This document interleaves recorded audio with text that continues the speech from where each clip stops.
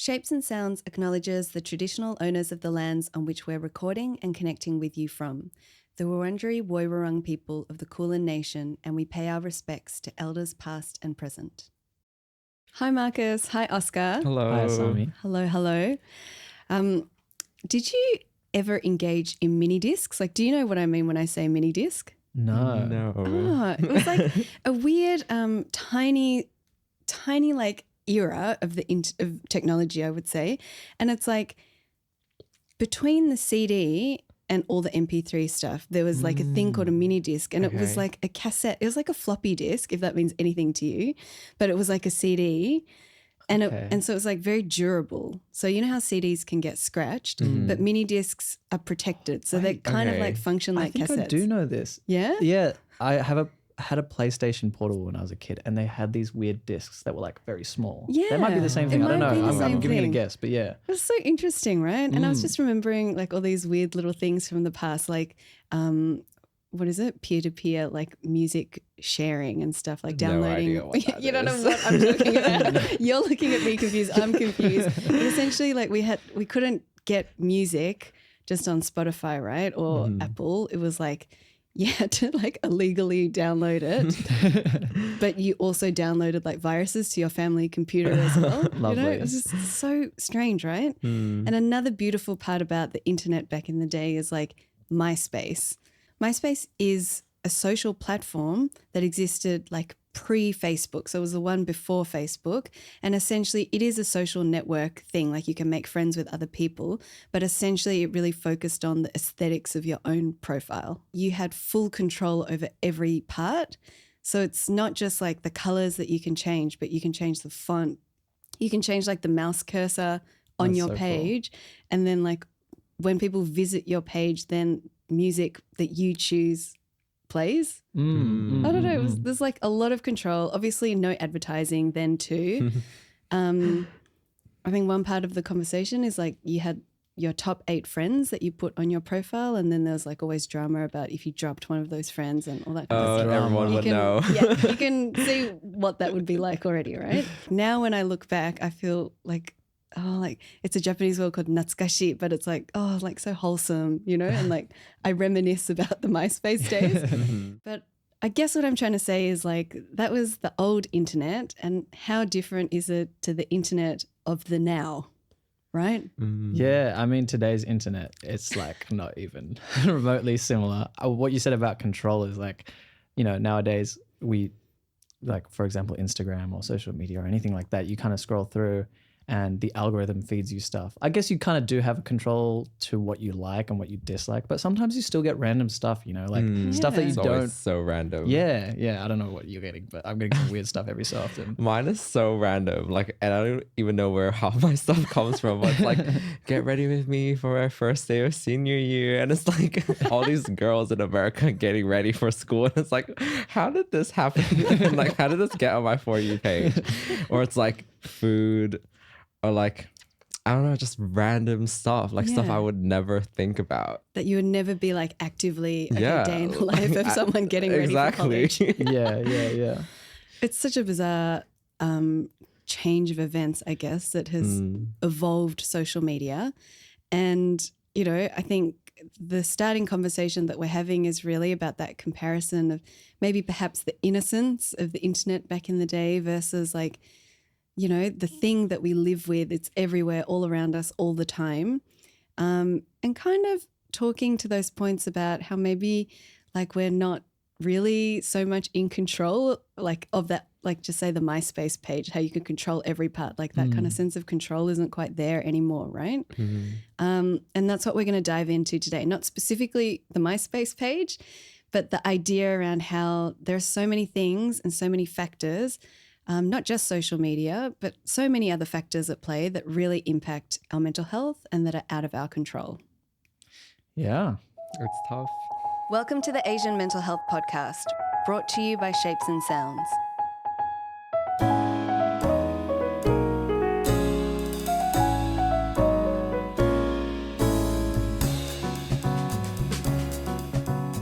So this season, we've spent a lot of time talking about the tangible day-to-day things that we do within the team and other people as well, that we do to take care of our mental health and our well-being. And they're all the things that we do that are really within our control, right? But it's really important to acknowledge that when it comes to mental health and when it comes to our lives in general, there are just so many factors outside of our control as well that deeply impact and affect the way that we feel. So for us, we just want to really make sure that we acknowledge that difference. And in episode 5, this is the midway point. I think it's time that we just change the narrative a little bit and talk about all of those things outside of our control, right? So what I'm kind of talking about is in all of our conversations about what we do on a daily, weekly and monthly basis, you know, we're highlighting little strategies, things like, to say, journaling or breath work or like naming our emotions as ways to help and support our mental health and our well-being. And that might really help us to kind of ease any feelings of anxiety on a day-to-day basis, right? But it's really important to acknowledge that maybe like there are things that are making us feel anxious in the first place, you know, things like climate anxiety, right? And so then it really highlights like, okay, you can do these things on a day-to-day level, but let us not forget that there are some really bigger factors at play. Definitely. I think like climate anxiety is something that everyone in the last 5-10 years have like that feeling has really ramped up. Yeah. Even the term, I feel like I haven't really heard the word climate anxiety until like maybe 2-3 years ago. That's true. It was always climate change. Yeah, right? it's climate change, but there is an effect on people, and that's something that we have to acknowledge. Yeah. And it's not necessarily within our control. It's definitely not all within our control. I think sometimes it might be made out to be that way, and yes, there's definitely things we can do to be more sustainable and to, you know, put our part into protecting the environment. Yeah. But I do think that, you know, sometimes there can definitely be an overemphasis on, you know, the power of the individual or the individual's responsibility for that matter. Do you mean like in terms of recycling and, you know, like choosing organic produce or yeah, things definitely. like that? Choosing organic produce, you know, that is already something that already, you know, some people can't afford to choose organic produce, or some people have already got a really busy life. And, you know, one week you might miss out on, you know, doing your recycling, but that doesn't mean that you have to feel horrible about it, because realistically there are much bigger actors in play. And I think just, you know, boiling everything down to the responsibility of the individual might not be the healthiest or most realistic way of, you know, addressing the problem. Yeah, because we feel so much anxiety around that too. Like, I'm not doing enough. And then you feel worse about that too. And it kind of builds and builds and builds, right? Yeah, definitely. But definitely not like all our fault. Like, sometimes like you just have to have KFC and like you just can't afford getting anything else. Yeah. You know, and you know how they say like, oh, people should cut down eating beef because it's like bad for the, what is it, like ozone layer or whatever. Yeah. It's like, no, like some people can, that's all they can afford, and like that's all they have time for. So like, obviously I think like a lot of people want to help the environment, or a lot of people want to but can't, because it's like they've been put in these situations where it's like, I'm just trying to survive and like put food on my table, you know? Yeah. So there's like so many different levels, right? Yeah. And even I did see, I don't know how verified this is just like an image that I saw, but it's like the carbon emissions of one very short like private jet flight from LA to New York is like 100 people's carbon emissions like on just regular travel, you know? So the magnitude like on not a private jet. So it's like the magnitude of how much sway you have is like so different, but I don't know if we're able to organize our brains in that way.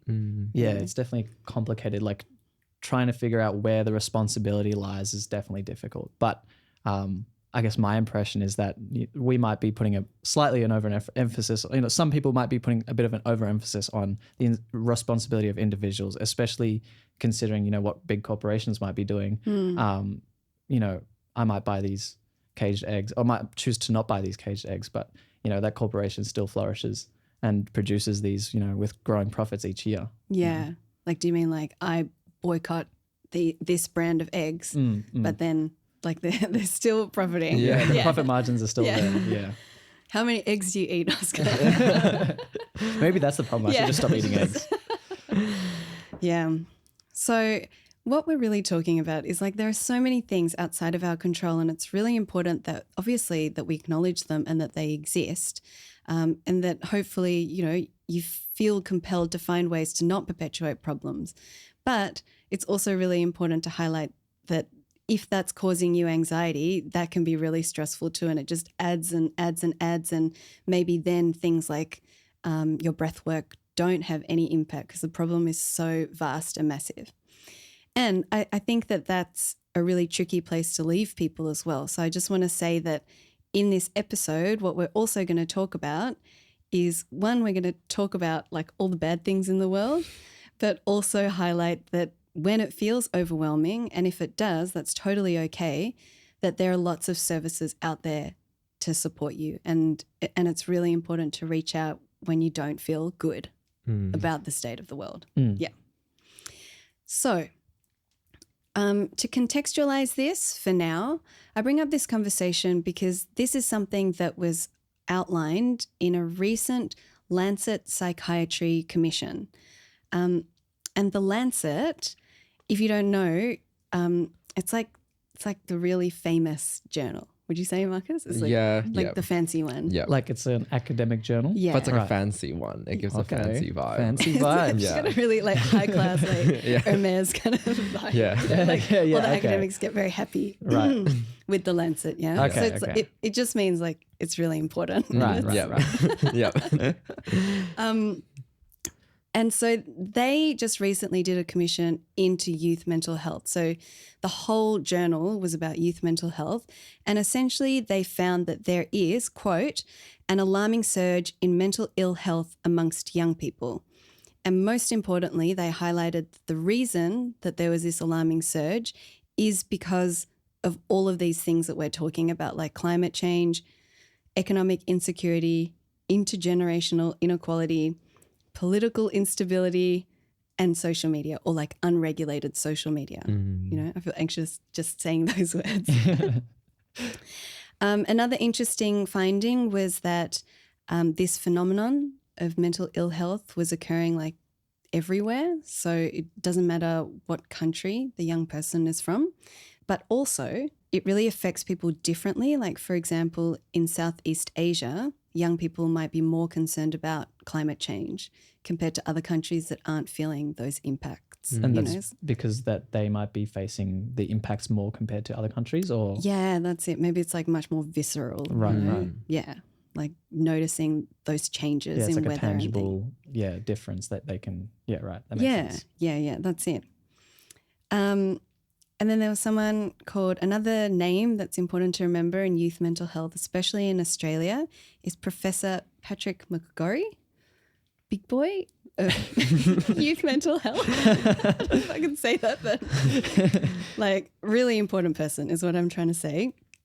He's specifically said like this is the public health threat, like the greatest public health threat that we're facing right now in these times. So my question to you both, it's two young people, you know, who have not experienced the beautiful innocence of the early internet. Like, what do you think about this? Like, firstly, do you agree? Do you see this too? Yeah. That's so interesting because like, okay, I can, I guess, speak from more of like a theory side and like give the facts of like how this is such a big threat to, I don't know, like the whole world, I guess.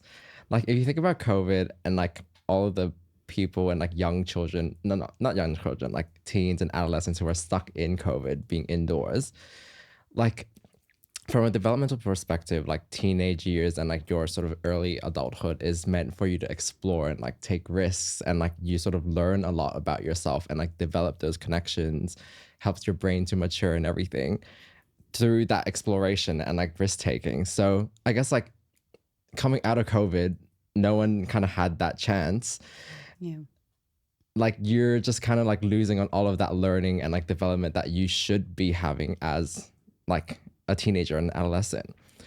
Also, there are different parts in your brain that do different things. Yeah. So there are more emotional parts, and those parts develop earlier. So if you think about like, oh, teenagers are like, they're like so impulsive and like they like want to seek risks and everything, that's because those emotional parts of your brain develop earlier than the parts of your brain that help to control or like manage that impulse. So when you're in that period of your life and you're sort of stuck in COVID, obviously everyone's getting so much more anxious. You're like making those areas of your brain so much more hyperactive that it fundamentally will change how your brain is wired. So then coming out, there is very likely like actual differences in how our brains are wired. Maybe they're more like likely to be anxious and like have these volatile emotions. So yeah, And like the front of the brain it's is not as well like it's not as exercised well. or something. Yeah, it's not as well exercised. It's not as well developed, so it's not as good at managing like anxiety or anything. Like obviously, it's all speculative still, but it's a fact that different parts of your brain develop at different times. Right. So what you're saying is that because your brain, these people's brains were in development during, they were still developing, and in that period of time, we had a big, COVID pandemic. That fundamentally changes our future development as well. Yep. Right. 100%. Like, I think like even just going back to like that risk taking bit, like without that sort of exploration, like you might lose a lot of knowledge or like wisdom that you might leverage on when you're older, because you sort of lose out on that identity that you should have developed in that period of your time. So like, I think like 100% I agree that like this is a major issue. What do you mean? Sorry, like what do you mean about the older age and then you rely back on the younger memories? So is it memories or probably memories. Again, this is like new research, like learned it in class on Monday. So it's fresh. So new. So but it's this idea that like when you're exploring, you're like learning about yourself, learning about like what's right or wrong, whatever, helps you to develop that sort of maturity. Then when you're older, like as your brain, like cognitive abilities decline, then you have the knowledge you gained from those exploratory periods of your life that you can like use. Right. To make judgments and decisions.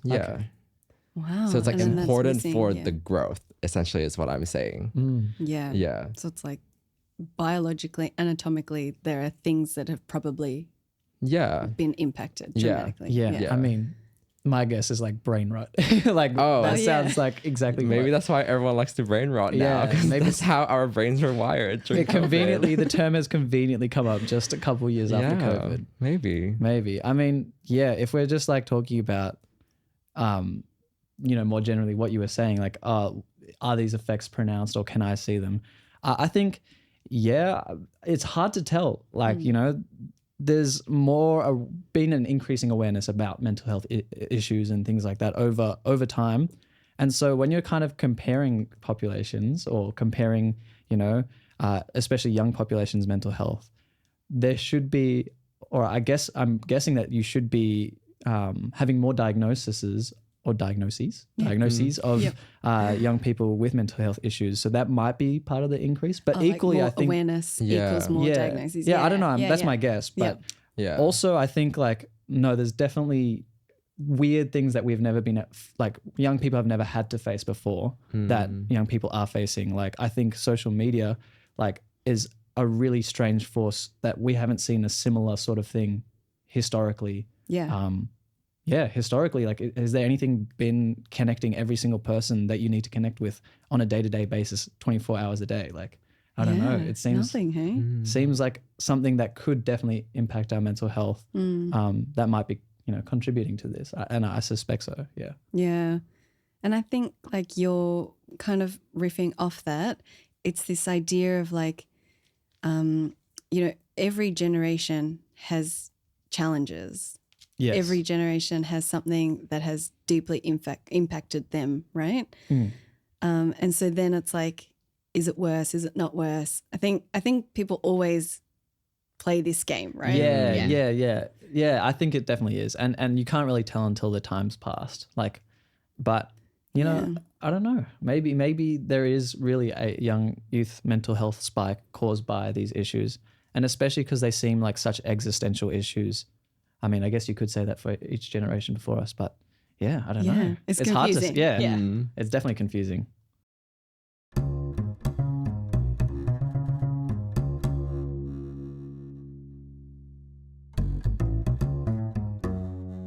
We've definitely established that there's a lot of things going on in the world, lots of external factors at play contributing to the surge, I guess, in mental ill health amongst young people.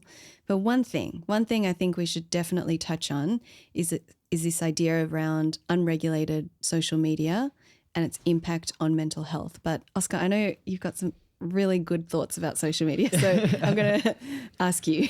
Yeah, I mean, it's hard to say specifically. We're kind of living in the time right now, so it's hard to really grasp what's going on. But I think there's definitely some really interesting conversations about what's going on and people trying to figure out like what is this thing that we're living in with this social media age, and how that really affects us. I think it's very tangible that it's definitely making an effect on us. I think that's seen through a lot of people who use social media. I think we're all pretty aware of it at this point. You know, there's even the term brain rot. I mean, there's nothing healthy about the term brain rot. So like, I think we can, I think there's a bit of a general consensus that there's something that is not healthy about the way that social media is operating. And I think, the more you think about it, there are so many different ways that you could break it down.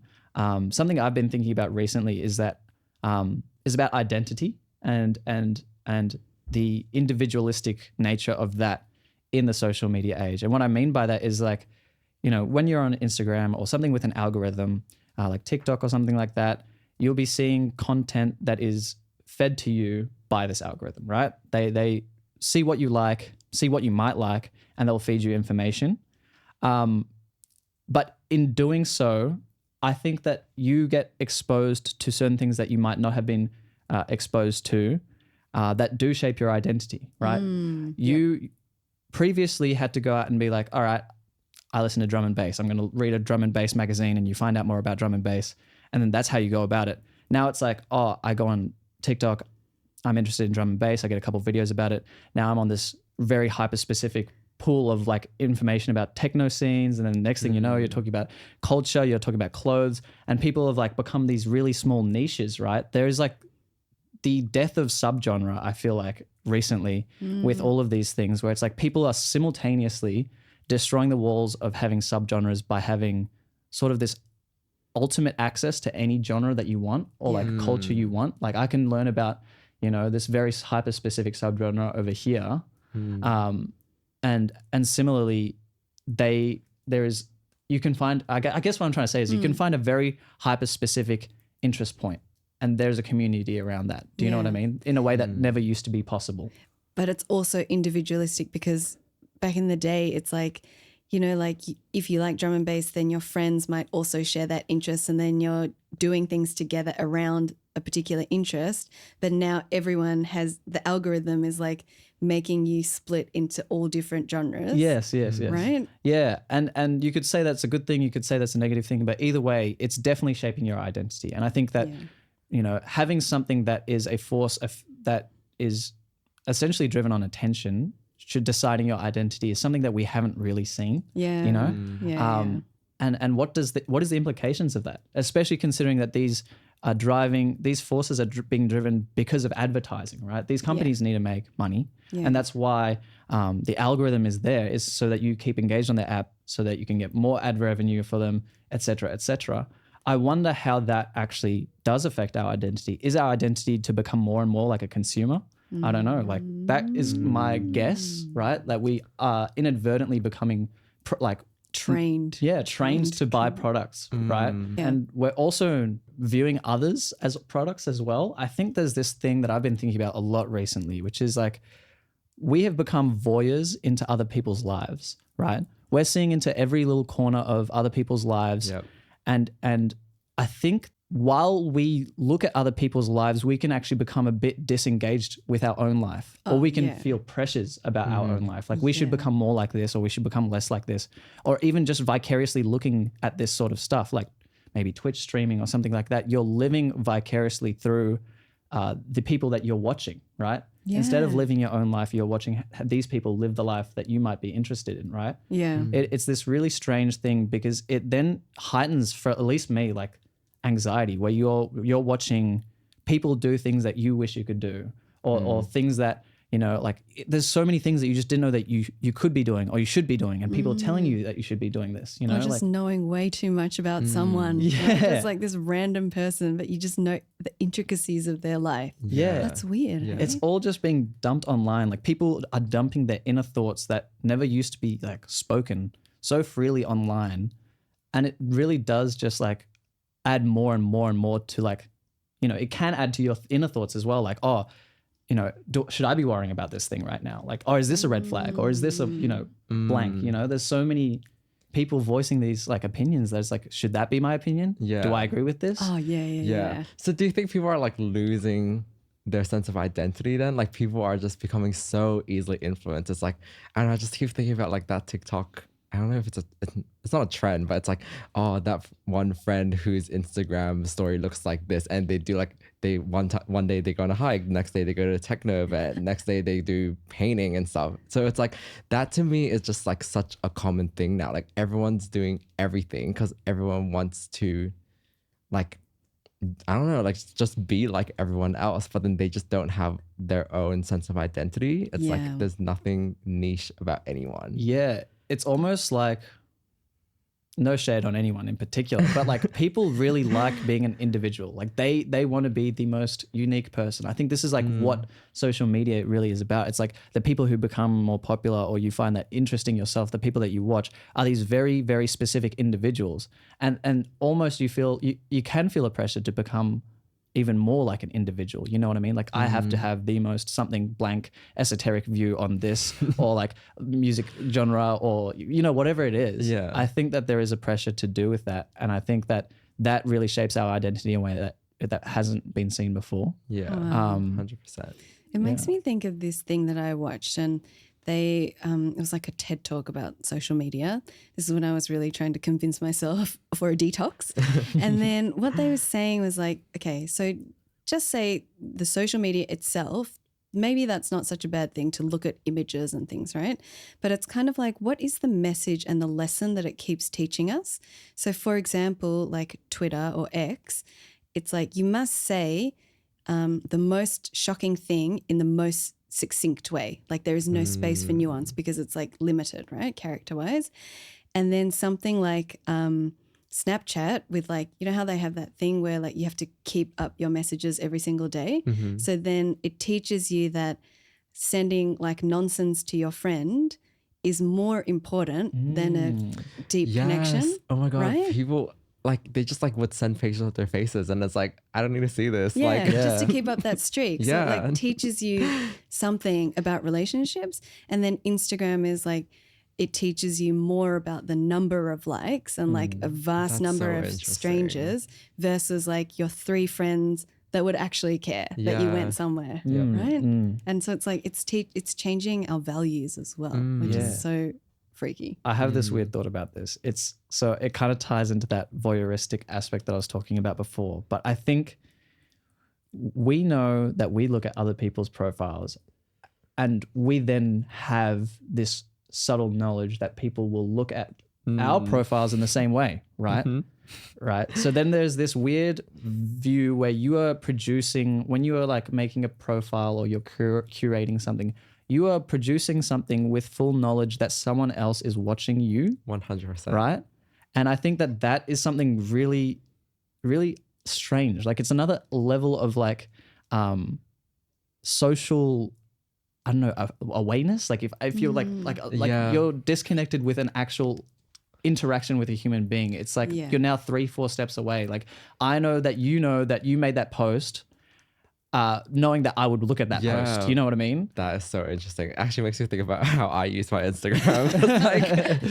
Because like everyone was like really obsessed with likes, and I feel like no one's, at least for me or like my friends, I don't think anyone's really obsessed with like, oh my God, I got 300 likes now. Like, I don't think people care in that way. Yeah. And I definitely have stopped caring about that for a really long time. But like every time I make a post, I still think like, oh my God, I need to go and see what it's like from the other perspective. Like, let me look at my feed from someone yeah, else's phone. So I still care, but it's like in a different way. Oh, And like, it's like, how does it look yeah, how there? does it look on someone Oh, else's that's so phone? interesting. Yeah, and I think that's also something to do with the identity part. It's like we define our identities knowing that other people are watching us craft Yep. them, right? Yep. Whereas I feel like previously, you know, a lot of to what you consider your identity has been, you know, what you inherently want to be like. Do you know what I mean? It's not about like how other people see you necessarily. I mean, definitely it has been to an extent, but a lot of it's to do with, oh, what do I actually like? Like what music do I like? And like, is this what I'm into?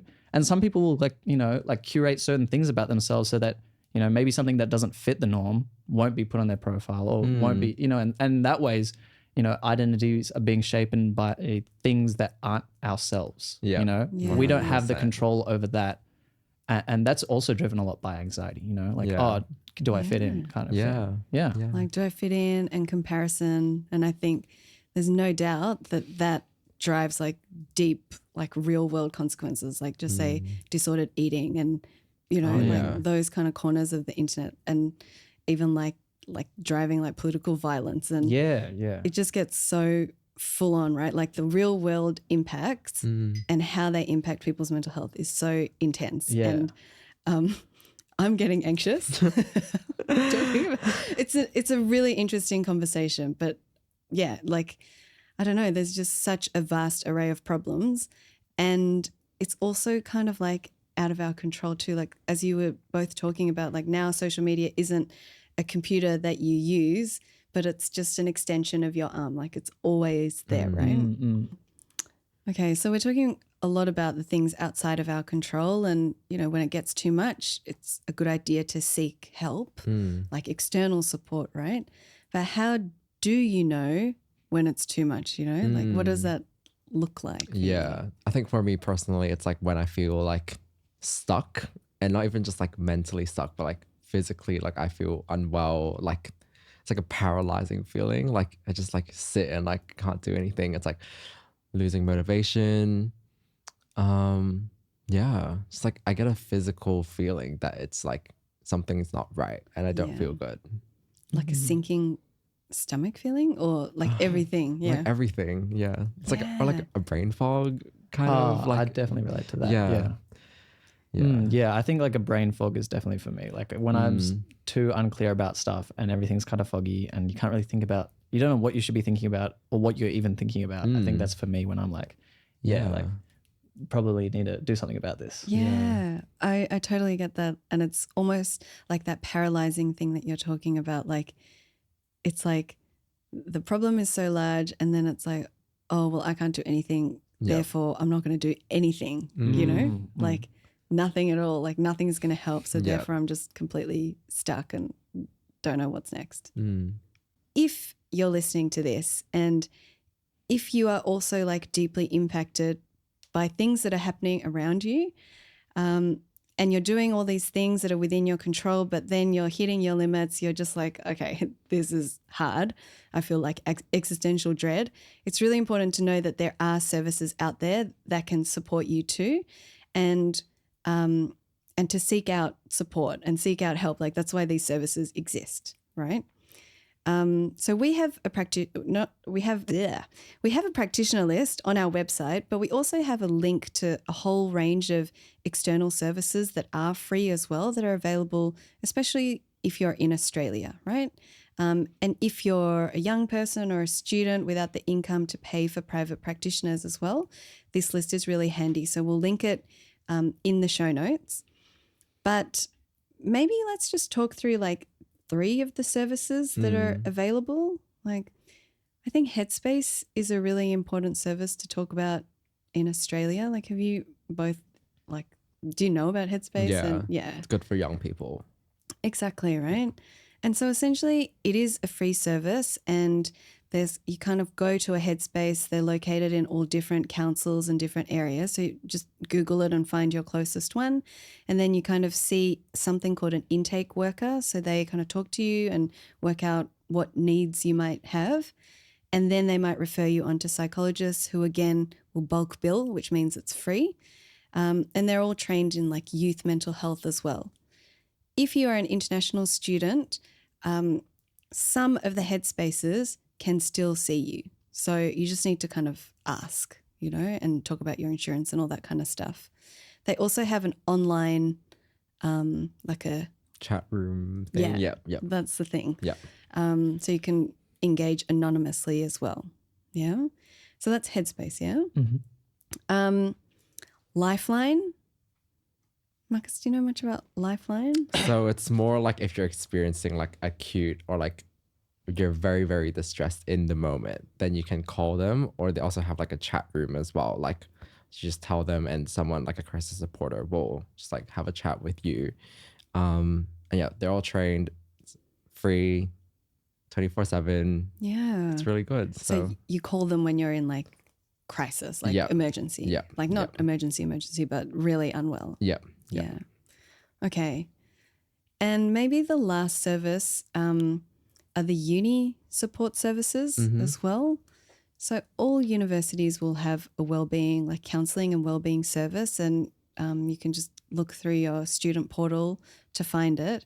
But these are free, right? Yeah, they're free, but there's just a cap on the number of sessions per year. Oh, okay. Yeah.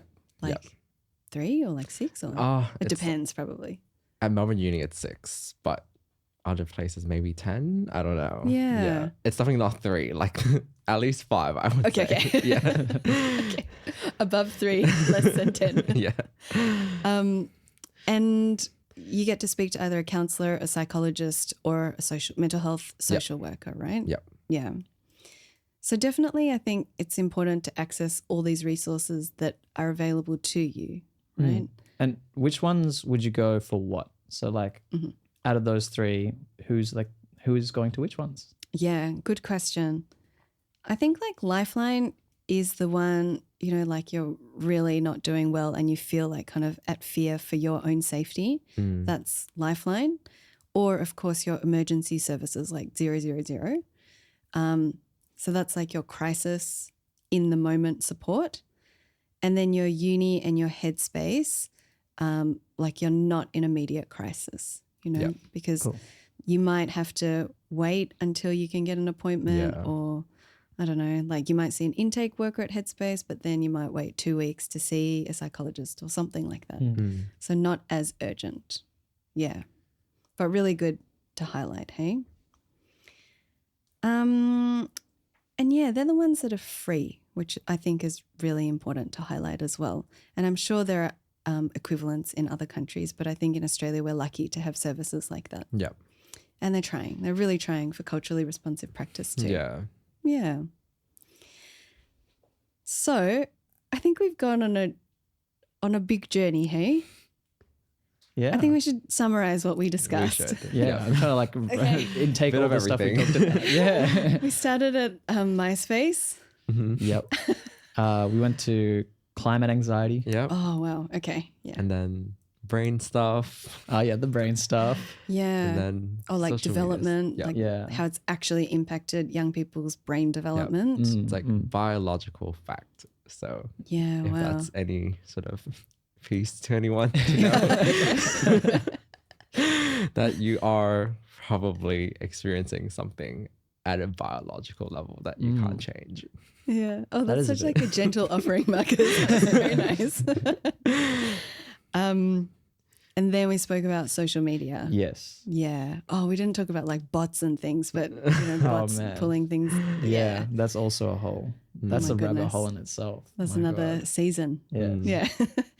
And so then I guess what we're trying to do overarchingly is just highlight when it comes to your mental health, there are lots of things within your control that you can do to help you function and just get about your day in a world that is pretty wild out there, right? Like you still have things within your control that can help you to keep going on a day-to-day basis, but there are so many things outside of our control And when those things feel too much, when you've just hit your limit, that's when it's time to seek out some services. And we've listed a few for you, and we'll put everything in the show notes as well. I think that's it. Anything you want to add? I don't think so. I hope everyone's all right. That was a very intense, everywhere conversation. Yeah. But we got there. We got there in the end, hey? All right. Thanks, everyone. So please make sure that you like and follow and download this episode on your favorite streaming platform. If you've been thinking about these themes too, maybe you'd like to share this episode or follow us on Instagram at Just Shapes and Sounds, talking about social media. Let's connect. But otherwise, thanks to you both for your insights, and we'll see you in the next episode. See you guys. This is a production from Shapes and Sounds. It's hosted by Asami Koike, Marcus Lai and Oscar Abe, and produced by Yo Chung. We're proudly supported by the Victorian Department of Health's Diverse Communities program. All thoughts and ideas you hear are independently ours and our guests.